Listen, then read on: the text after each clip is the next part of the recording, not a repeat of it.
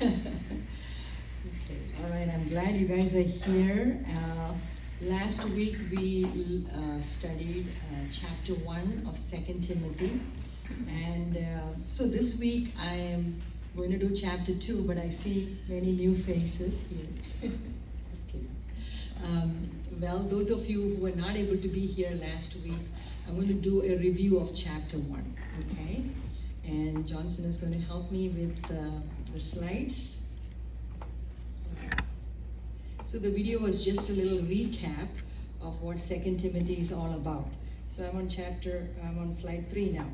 So as you know, Second Timothy is Paul's last letter, or his final letter that he writes to Timothy, his disciple.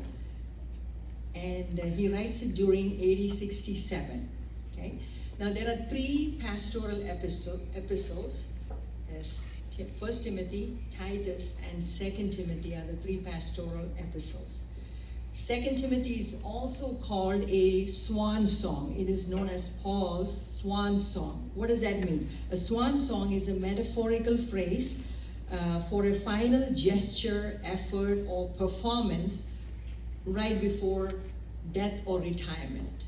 Okay, so Second Timothy is known as Paul's swan song. It was his last final performance or last work right before his execution by Emperor Nero. So after writing the first letter to Timothy and Titus, Paul was arrested again in Greece or Asia Minor, and he was hurried back to Rome, this time as a criminal.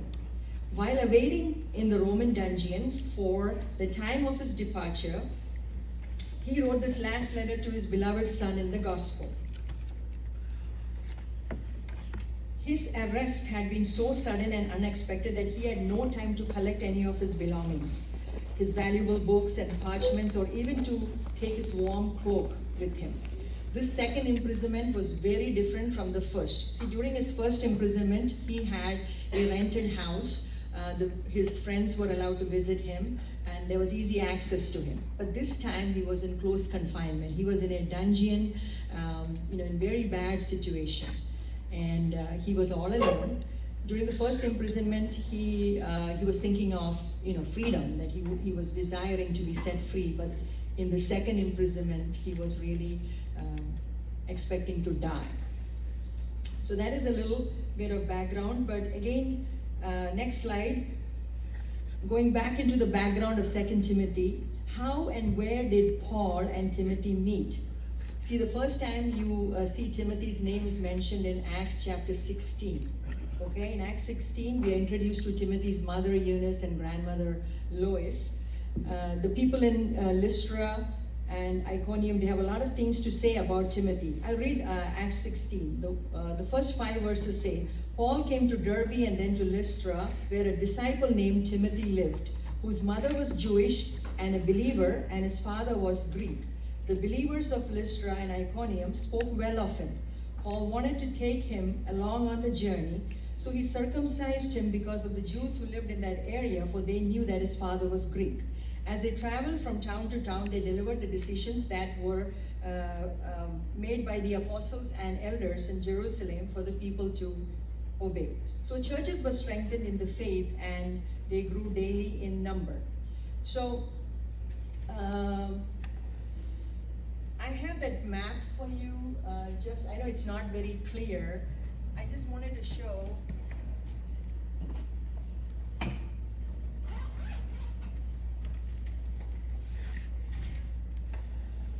Every time you study the Bible, it's always nice to have a map with you. When I read the book of Acts, it's very hard to make out, I like to know which are the places that he went. So this is a map that I commonly use to kind of figure out where Paul traveled.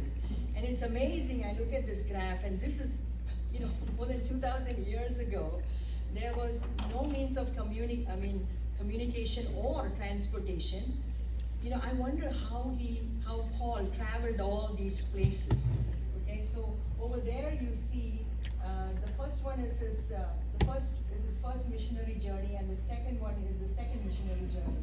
So Paul visits several regions. You know, he was able to reach out to so many localities, people of different languages, and he traveled basically on foot, and also he took the ship.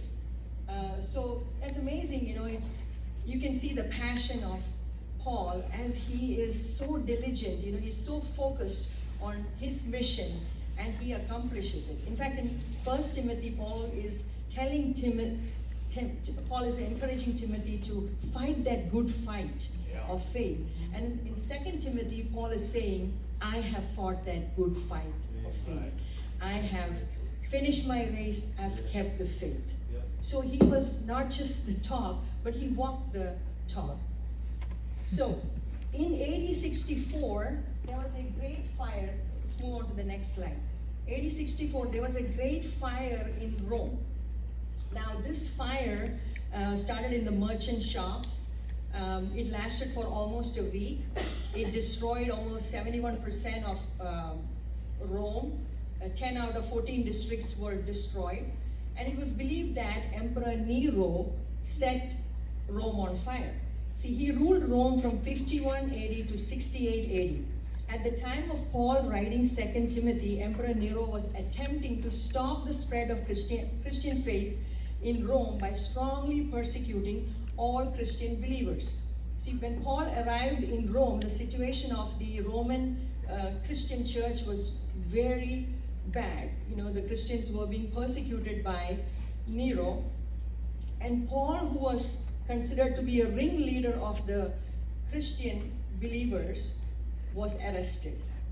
And he was put in a dungeon. So Paul writes to Timothy from this Mamertine prison. And the next slide, I have the picture of that Mamertine prison.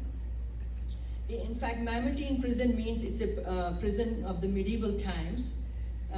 If you see in that picture, you know, the very first part of the picture, if you see, there's an upper chamber and there's a lower chamber. Usually the prisoners are put in the upper chamber, and as they draw closer to the date of execution, they are put into the lower chamber. So the upper chamber is at street level, but the lower chamber is underground. It's dark, it's dirty there, it's not hospitable, you know, there's a bad stench there, no toilet facility, no light.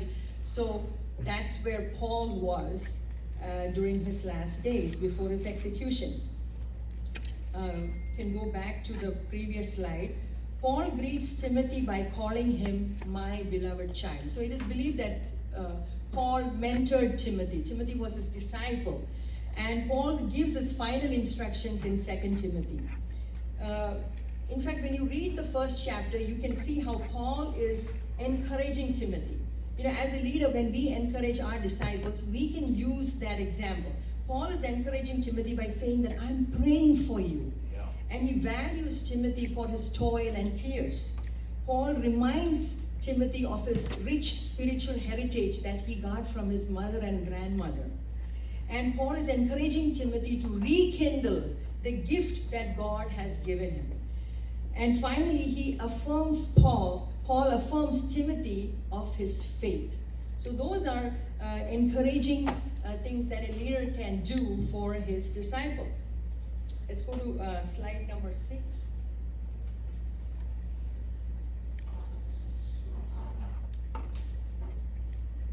We'll go to 6.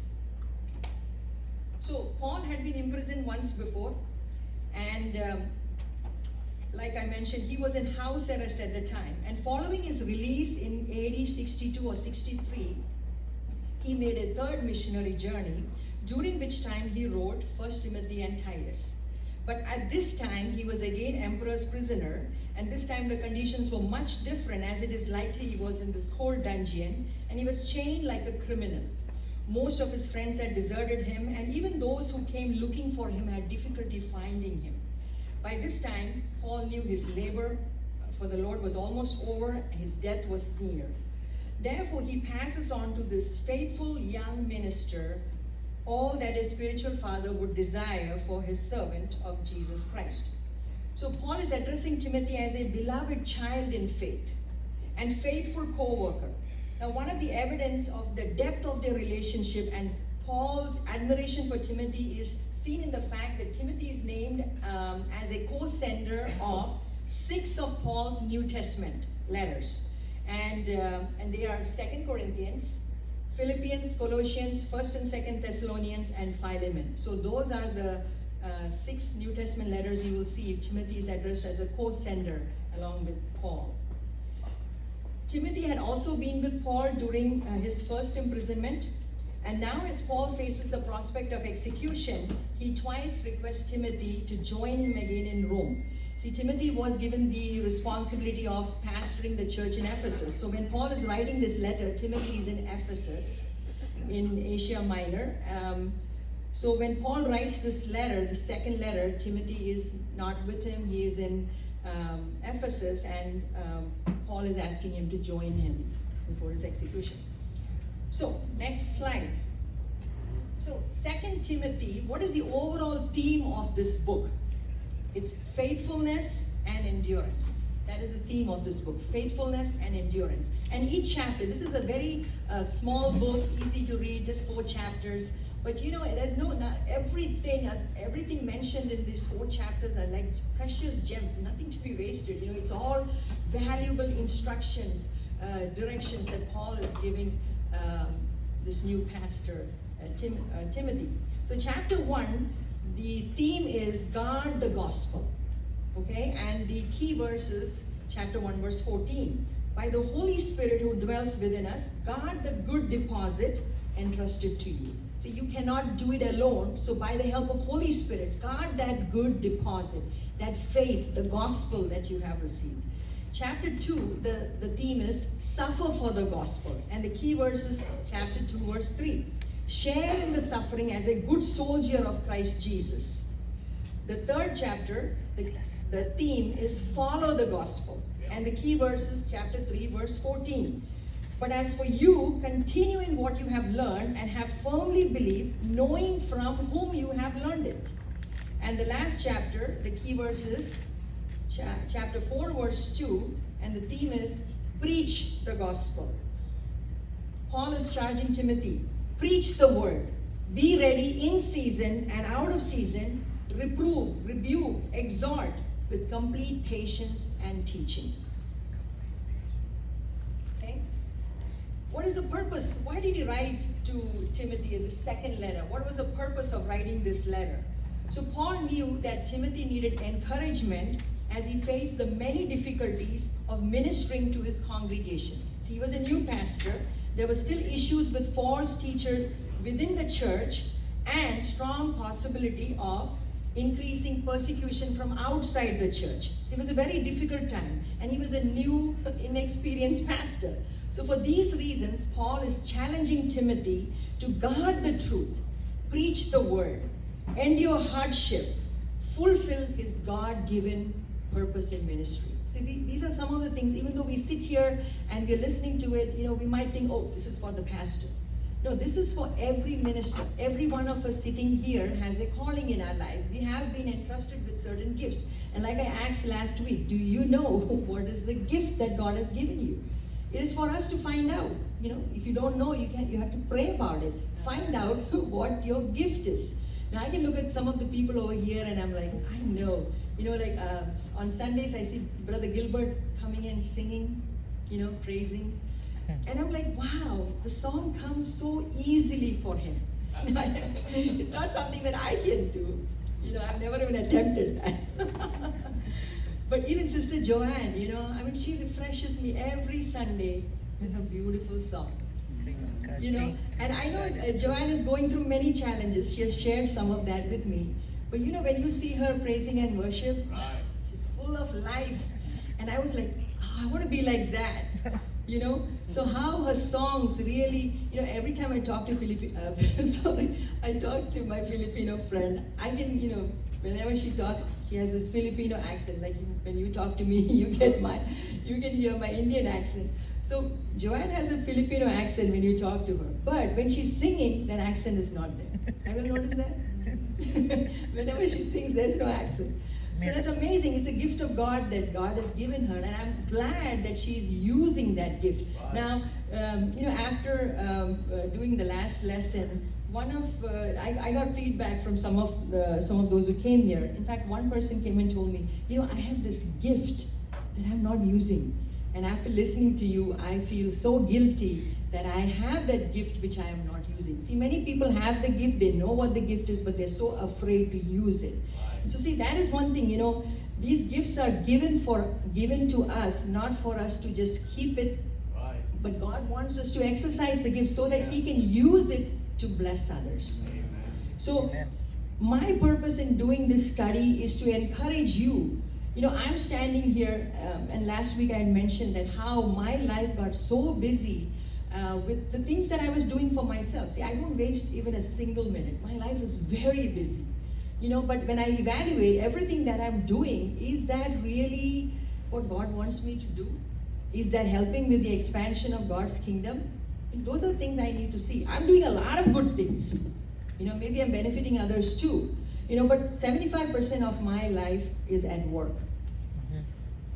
And I have good reasons, excuses to tell you I'm so tired after work that I have no energy for anything. I do a lot of serving at work, talking to patients, caring for them. And after coming home, you see, what, I'm so tired now. I don't care about my neighbor who's lost. I don't have time for anybody because I'm so tired. See, these are excuses that you can give. But again, it is for us to evaluate and see where do we stand in God's plan and purpose for our life. Are we really fulfilling the purpose that God has for us? So coming back to Timothy, these are, I encourage you, go read 2 Timothy. I've been sitting on this 2 Timothy for quite some time. I've been reading it again and again. Every time I read, I get some new understanding of what God has for me. So let's look at the survey of 2 Timothy. There are 4 chapters. In first chapter, Paul assures Timothy of his continuing love and prayers, urges him to remain ever loyal to Christ and His message. In addition, he challenges Timothy to diligently guard, defend the truth, and follow Paul's example. See, it's so important to be deep-rooted in the Word of God. I just want to ask you, are you just satisfied with what pastor is teaching on Sunday? How many of us, I also take notes, but how many of us do go home and, look through the notes and try to, listen to pastor's message on YouTube again? I've tried sometimes, but, it's this. Not all the time. Yeah, how many of us are really kind of revisiting what you heard on Sunday and putting it into practice? That's something we need to think about. See, if we are not deep-rooted in the Word, if we don't take time for personal study in God's Word, right, then we are we're going to end up in big failure. I remember recently, nowadays it's so easy. I can listen to an audio Bible, I can listen to a message on the radio. And a lot of people, they even tell me, I don't go to church on Sundays, I just watch online.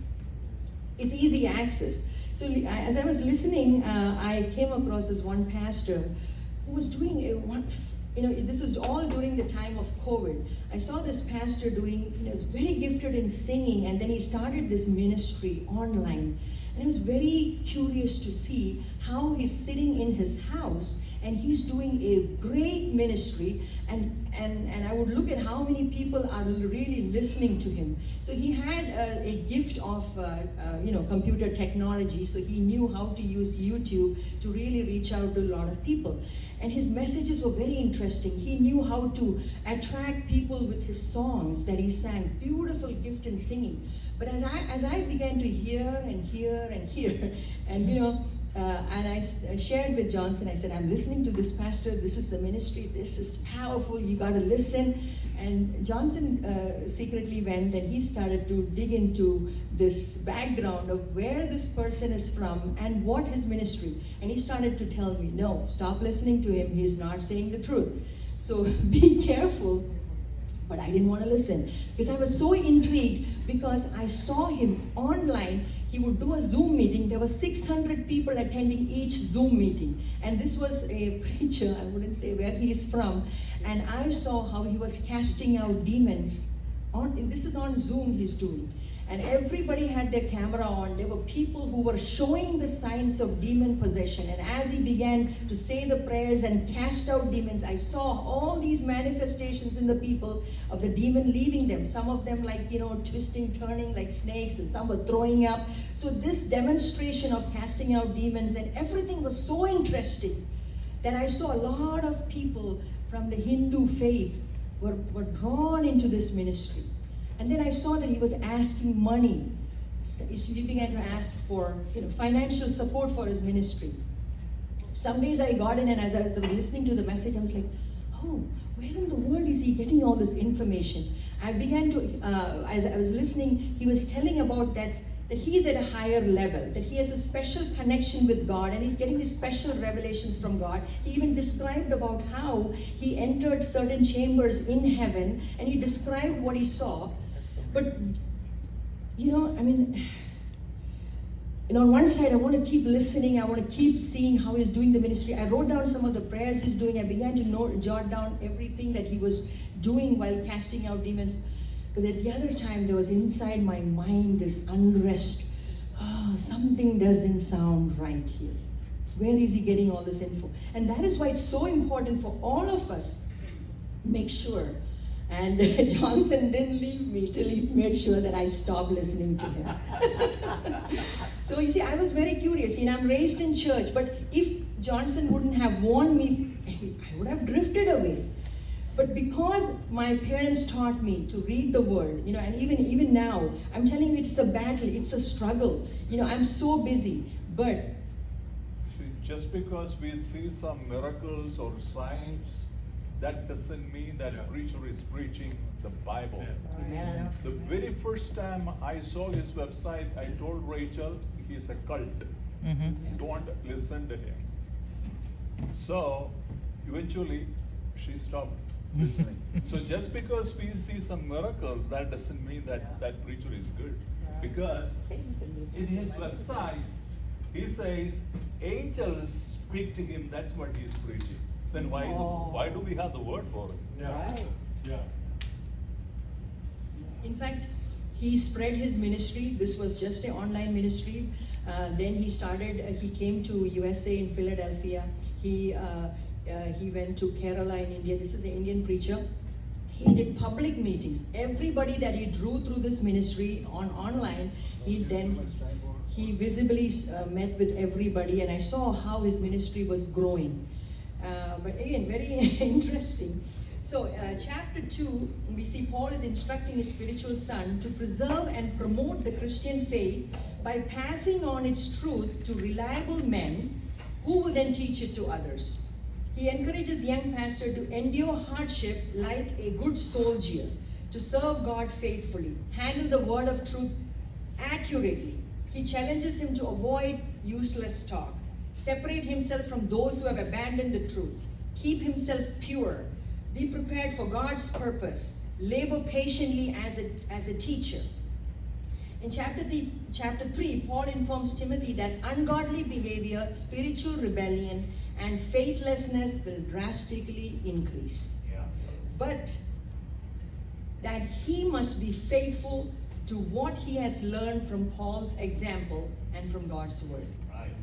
In the final chapter, Paul calls on Timothy to preach the word and fulfill all the duties of his ministry. As the apostle concludes, he reflects on his present circumstance. He's facing the end of his earthly life. With this in mind, he urges Timothy to come and see him soon.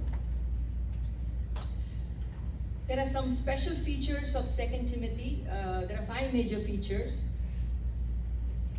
So number 1, it contains Paul's last recorded words before his execution by Emperor Nero in Rome, almost 35 years after his supernatural encounter with Jesus on Damascus Road. When you read the book of Acts, you can see that one encounter, that high calling that he received on the road to Damascus, completely changed Paul's life.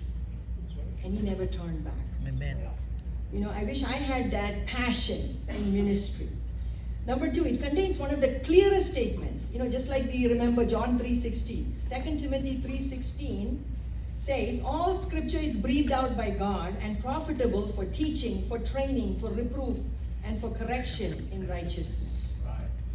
So this is one of the clearest statements in the Bible about the divine inspiration and purpose of Scripture. Paul emphasizes that God's word must be accurately interpreted by servants of God. He urges leaders to teach and entrust the ministry of the word to reliable men who will then teach it to others. So throughout this chapter, throughout 2 Timothy, you see bold challenges that Paul is making. He says, fan into flame the gift of God. Do not be ashamed. Suffer for the gospel.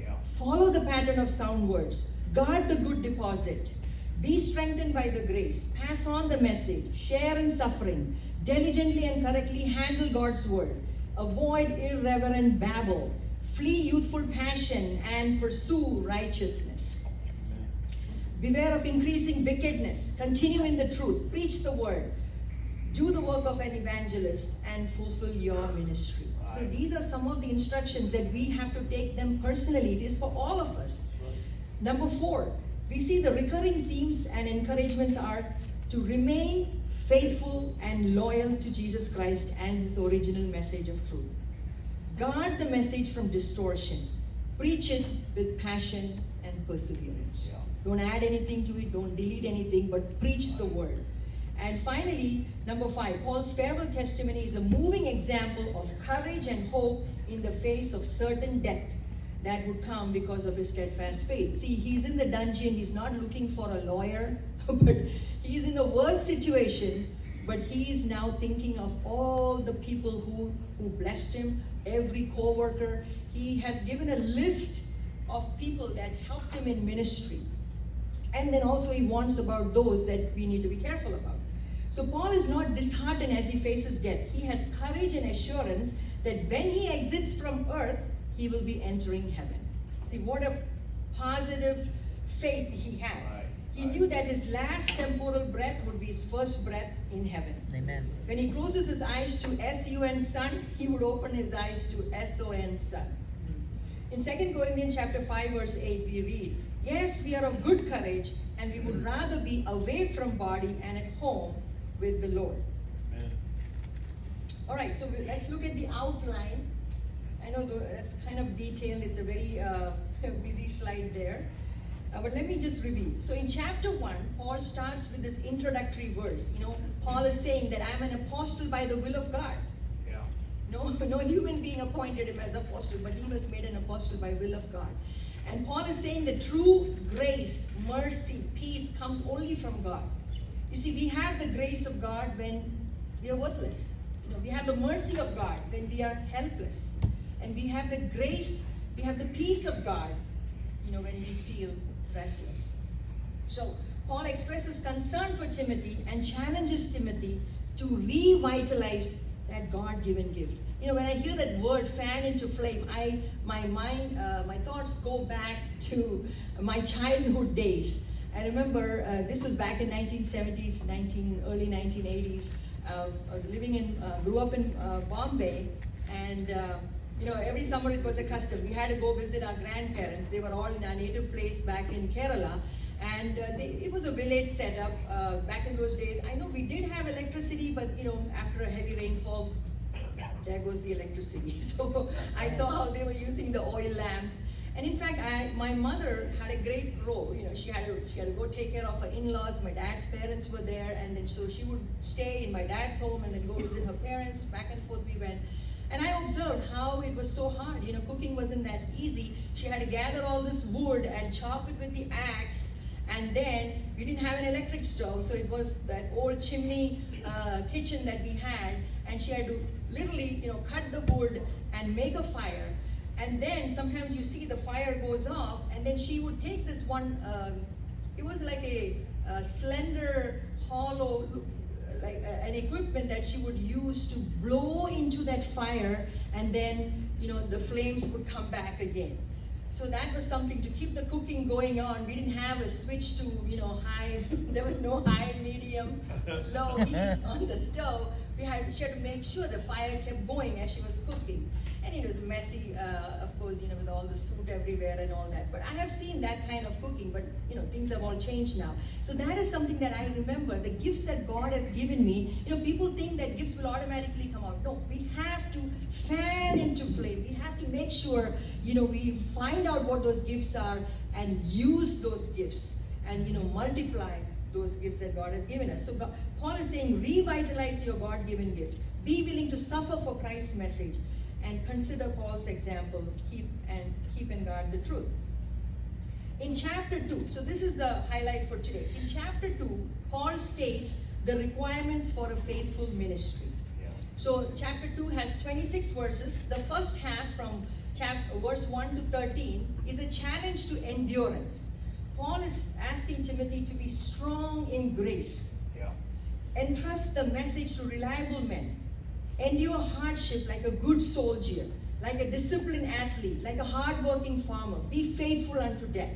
And the second half is a devotion to truth and purity. See, while you are doing ministry, it is so important to, keep check of your character.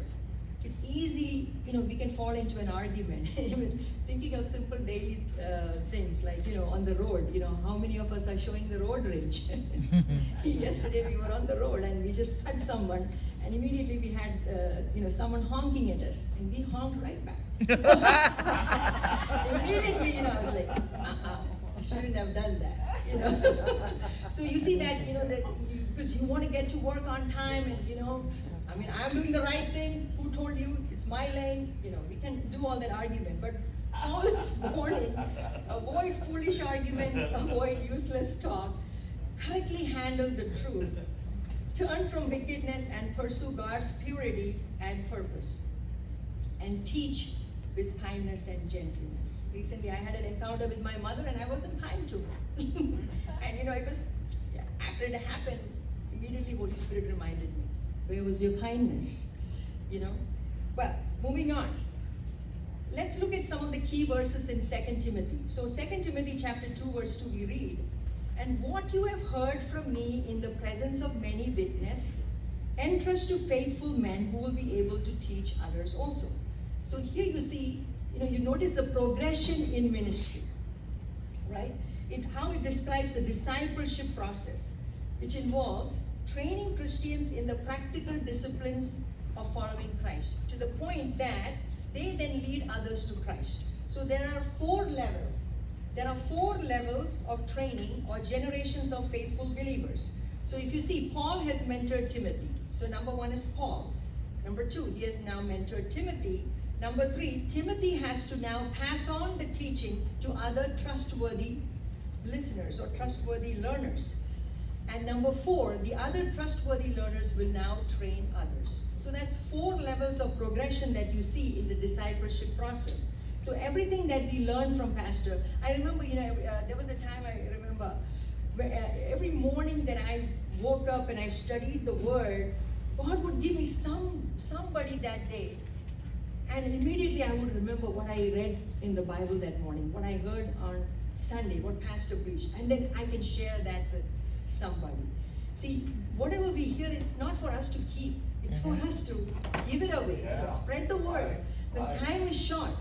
So I remember this morning I was at work, and we have been, there has been quite a lot of, turmoil in my work. We all were working in the comfort of our home for the last 4 or 5 years, and now suddenly the executive order came and we all had to move to the office. So there's a lot of discomfort now, right? We have to adjust to the new environment. And I remember we put in a room, a small room. Of course, we have our desk and we have a computer and everything, but we are 16 people sitting in one room. The people sneezing, some are eating, some are talking. It's a lot of noise in the atmosphere, and we just cannot focus on work. I think, probably my work has now, I was more productive when I was working from home. I was putting in long hours, but now we clock in on time, clock out at time, but I don't think we're getting much work done. We're doing more socializing than working, because we are all sitting so close to each other and working, and I can hear what the other person is saying. So as I saw that yesterday, one of my co-workers was not in her seat, and today I went to her and I said, "Oh, what happened? I didn't see you yesterday." "Well, I'm not going to be here for long." I said, What happened? "I'm putting in a medical retirement." So So I began to sit and I listened to her, and I found out that she had a lot of issues in her life. She had been a retired military, had obviously faced some challenges while she was in ministry, and that had given a lot of PTSD, and she was going through mental issues, and now the work atmosphere is just making it worse. And so I thought, wow, this is the right person I need to witness and, encourage her with the word that I have. And as I began to share with her and console her, saying, hey, you know what, God is going through what you're going through. Immediately she's like, I'm an atheist. Now, what do I say? Anyway, that was just the beginning of our conversation today. But I remember this has happened in the past. Once I remember, I was in a hospital working in inpatient, and a patient was getting ready for surgery. It was like I was working night shift one morning around 1 in the morning. I saw this patient is not sleeping. He had to go for surgery the next day. And I thought, let me just encourage him. As I was beginning to share the gospel, and he was like, I don't believe in God. So I was like, what do I say? Immediately, what Holy Spirit reminded me to share my testimony with him. Mm-hmm. See, I'm not sharing from the Bible. I began to share my testimony, and I began to say how I came to the Lord. And as I finished the story, I saw tears rolling down his eyes, and he began to repent. And I concluded our discussion with a prayer, and he went to bed. So, I have, now I know what to do. So I will be doing more follow-up on my co-worker. So again, looking at I'm on slide 16 now. So what are in chapter 2, the entire chapter, we see Paul is stating the requirements of a faithful ministry. So what are our job expectations as ministers, as pastors, as evangelists, as teachers? What is our expectation?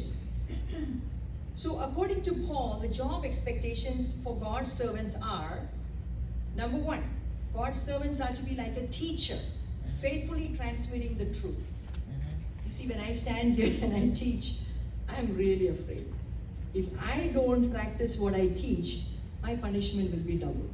You see, so don't get excited about teaching, because I'm really fearful, because if I don't practice what I teach, the punishment for me will be double.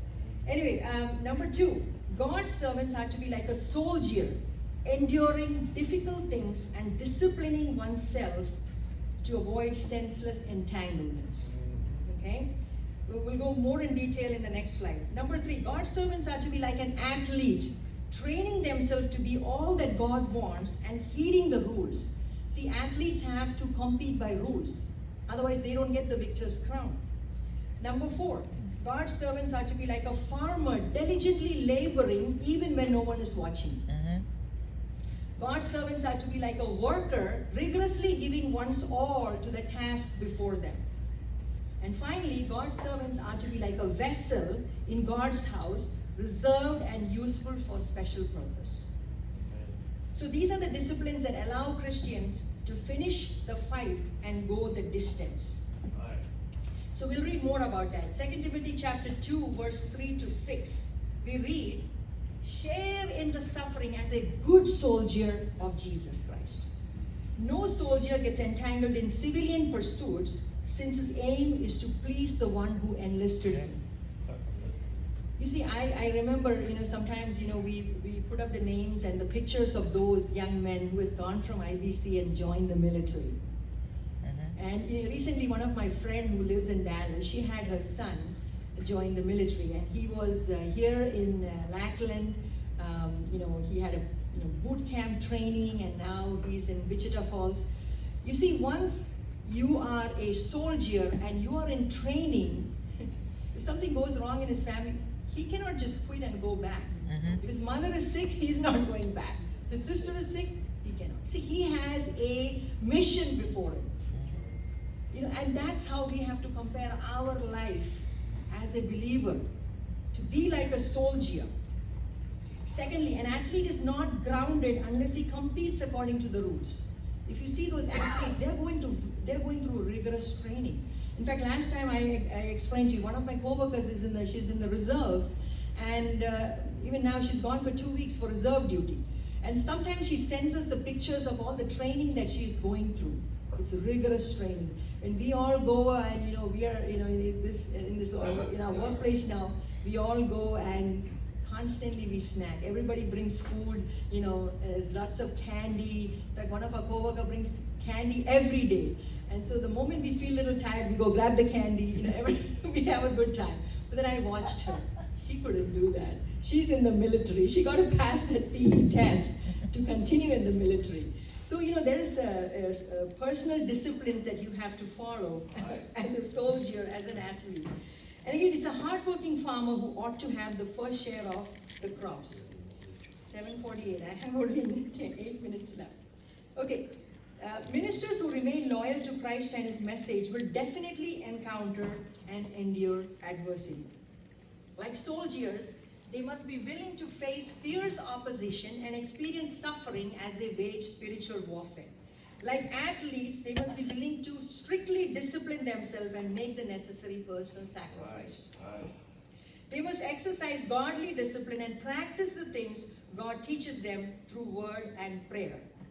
Like farmers, they must be committed to hard work and long hours of planting spiritual seeds and tending to their fields before they reap the benefits of fruitful spiritual harvest. Right. 2 Timothy chapter 2 verse 12. If we endure, we will reign with Him. See, those who endure and remain firm and strong in their faith to the end of their earthly life will experience the reward of eternal life of Christ. These are faithful who will reign with Him. So if you endure suffering, then you will one day reign with Christ. But on the day of judgment, Christ will disown those who do not endure and who disown or deny Him either in words or behavior. Let's look at the next scripture. Chapter 2, verse 14 to 18. Paul is saying, remind them of these things. Charge them before God.